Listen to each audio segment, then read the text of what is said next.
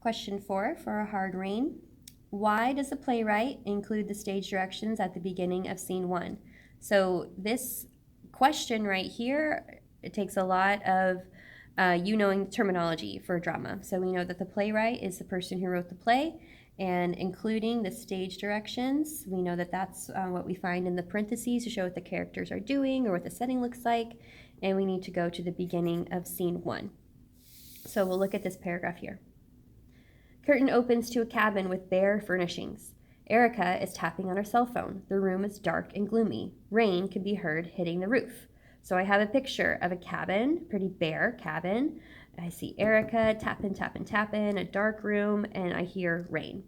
So the playwright has done a pretty good job of painting the scene for me. A, to show how the setting has caused a conflict for the characters. So I do have a sense of the setting. I have a sense of conflict because usually when we see these words dark and gloomy, Erica's tapping, showing some kind of impatience, and we have a sense of one of our characters. So I like this one.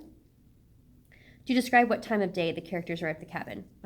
There's no mention of the time of day. It does not say it is daytime, it is nighttime, it is the afternoon. This one is completely wrong.